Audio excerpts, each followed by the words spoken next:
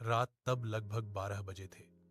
गांव के अंतिम छोर पर खड़ी पुरानी मस्जिद के बगल में श्मशान में हल्का कोहरा छा रहा था।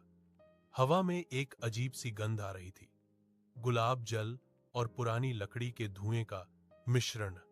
रहीम सब्जार उस गंध को पहचानता था। लगभग 10 साल पहले उसके पिता वह अत्तर की बोतल लाए थे।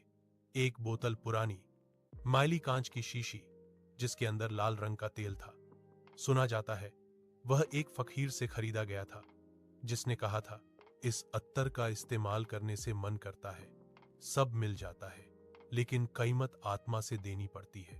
रहीम तब हंसी मजाक करके ही बात उड़ा गया था, लेकिन आज रात उस अत्तर का ढक्कन अचानक खुल गया है। चारों ओर सन्नाटा है, केवल घर के अंदर घड़ी की टिक टिक और एक अजनबी महिला की चीखें।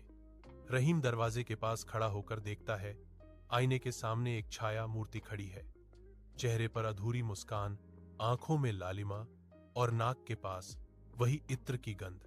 छाया धीरे धीरे कहती है, मुझे रिहाई दो। जिस दिन तुमने यह अत्तर लगाया था, मेरी आत्मा को कैद किया था। रहीम डर से स्थिर हो जाता है। उसे याद आता है, एक बार उसने उस अत्तर को शरीर पर लगाया था, अपने भाग्य को बदलने की आशा में। उसके बाद से ही उसका घर संसार टूट गया, बेटा मर गया, खेत का धान सूख गया। उसने शीशी उठाई और खिड़की से बाहर फेंक दी, लेकिन बाहर से एक चीख सुनाई दी, जैसे कोई आग में जल रहा हो। हवा थम गई, कोहरा और घना हो गया।